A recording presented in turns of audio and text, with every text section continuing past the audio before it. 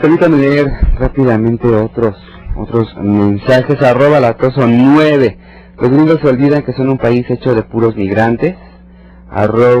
@CitizenX. Me gusta mucho su programa. Como dicen, es importante vernos desde afuera y compararlo con países que sí están preocupados por su desarrollo. @labriego2000. Hablen de lo que pasa con ETA. Ese es el tema de otro programa. Y @preocupaciones34. Su programa es bueno y no he encontrado otro igual que hable sobre temas de análisis internacional. Muchas gracias por sus comentarios. Y bueno, enfocándonos a este tema, hay un factor que platicábamos en el corte, la invisibilidad que se le da en algunas sociedades, y no en todas, esta forma en la que solamente los casos muy llamativos, muy escandalosos, de repente acaparan las 8 columnas, y así como llegan se van, que yo creo que es lo más preocupante. No tienen una permanencia, no es un constante el bombardeo de información que después compartiremos sobre lo que se puede hacer para evitarlo. ¿Por qué se dan estos fenómenos? ¿Por qué hay gente que temor, miedo, o prefiere no meterse en problemas? ¿Qué es lo que se da para hacerlo invisible a nivel social de manera consciente, no? Claro. Bueno, tocas un punto muy importante, Mario. ¿Por qué se da? ¿Por qué se comete este delito? Uno, porque es rentable. Porque los tratantes obtienen grandes beneficios económicos, obtienen grandes ganancias. Es un delito que en ganancias económicas es solo comparado con el tráfico de drogas y el tráfico de armas. Esto significa que es una de las 3 actividades ilícitas de mayor rentabilidad económica para los criminales. Entonces, al darles muchísimas ganancias, no lo quieren dejar de hacer, porque ganan mucho con ello. Pero lo más grave es porque hay quienes solicitan a personas, piden como si fueran cosas o mercancías, piden niños, piden mujeres, piden hombres, para efectos de explotación sexual, de prostitución ajena, coactiva, obligada, forzada, para efectos de pornografía infantil, para efectos de ponerlos a trabajar en agricultura, en construcción, de manera también coactiva y forzada, en condiciones inhumanas y degradantes. Pues por eso existe, porque hay una persona que solicita personas como si fueran objetos o cosas, que es el consumidor o el cliente en muchos de los servicios, y quien está dispuesto a entregar a esa persona a cambio de dinero. Y además, en este delito interviene de una manera muy especial, y que tenemos que resaltar, la sociedad. ¿Por qué? Porque la sociedad tolera en muchas comunidades, en muchos lugares de nuestro país, y por supuesto que en muchos lugares del mundo, tolera, permite, invisibiliza este delito. Muchas veces sabemos que en tal lugar, que en tal colonia, que en tal esquina, hay niñas, hay niños, hay personas, por ejemplo, que utilizan para efectos de explotación sexual, que puede ser la forma más visible, pero que ya lo vemos como una parte del paisaje urbano. Decimos, sí, ahí están, pero nunca como sociedad nos detenemos un poquito a pensar si están obligadas, si están porque quieren, qué pasa con ellas, con sus vidas, de dónde vienen. Y algo muy importante que también tenemos que centrar es la utilización de menores de edad. Cuando vemos a personas menores de edad, niños, niñas, adolescentes, que estén en estas acciones, jamás vamos a permitir que sean conductas en las que ellos manifestaron su voluntad. Un niño no puede manifestar que está de acuerdo en que lo violen, en que lo prostituyan, en que lo exploten sexual, laboralmente, o en que utilicen sus órganos para efecto de traficarlos. Claro, claro. Sí, en efecto, tiene mucha razón Elvira. Este fenómeno se da porque se conjuntan una serie de factores. En primer lugar, la situación de las víctimas, que las hace vulnerables. Pero también, por otro lado, en virtud de que muchas veces donde se encuentra la víctima está ajena a su círculo más cercano, no genera dolor en las personas que lo rodean.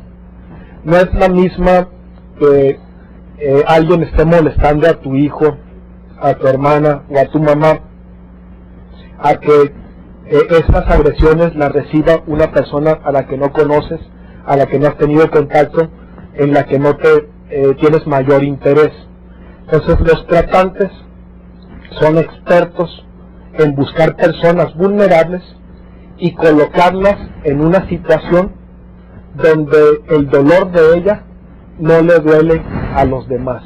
Entonces, si conjugamos todos estos distintos factores, aunado a que todavía la legislación al respecto tiene que seguirse perfeccionando, aunado a que las autoridades todavía tenemos que seguir aprendiendo a identificar el delito y a combatirlo, pues generamos una situación en la que la trata pues tiene condiciones favorables para florecer y seguirse reproduciendo. Ahora, hablábamos del marco jurídico hace un instante, y hablábamos de que los marcos jurídicos que rigen o que luchan en contra de este delito en términos generales en nuestra región latinoamericana son muy similares porque tienen un origen común. Claro, el origen común al que te refieres es exactamente el Protocolo de Palermo, la Convención Internacional contra la Delincuencia Organizada transnacional. De ahí emerge exactamente estos tipos penales que han sido tomados por la mayoría de países.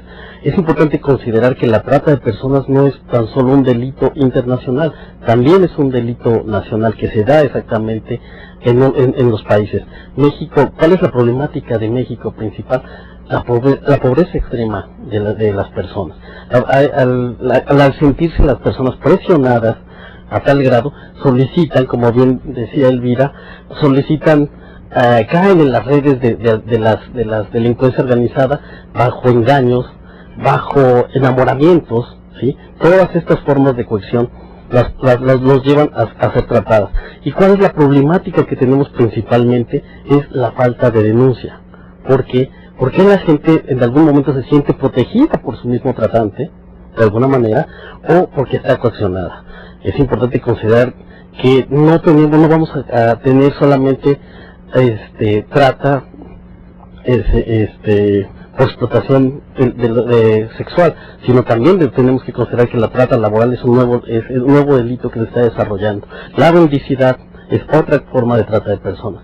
Entonces, si no ponemos un punto importante en que la denuncia es una cosa que es básica para que el sistema de justicia opere, no vamos a llegar a conseguir nada. Pero aquí hay algo muy que de repente vamos a tener que ir en breve a un corte, pero yo quisiera preguntarles sobre, finalmente sí estamos en una situación en este momento real de riesgo, sí hay un delito contra el Estado, finalmente sí hay crimen organizado, aunque también habría grupos individuales o aislados que trabajan en esto, que pueden meternos en un problema social importante, sobre todo por el hecho tan sangriento, por ejemplo, lo que hemos visto en el norte del país, con grupos de migrantes asesinados, que lleva a esta situación no a un conflicto internacional, pero así a movilizar a los gobiernos en torno a una misma problemática. En el caso de Ecuador, de los ecuatorianos, México y Centroamérica, tuvieron que hablar los presidentes, tuvieron que subirse a la escena después de esto que hemos visto que ha pasado, que no solamente ocurre en México, ha pasado en otros países de Centroamérica, pero finalmente es algo que ya se está reproduciendo, o que nos estamos enterando con mucha mayor frecuencia de esto, ¿no?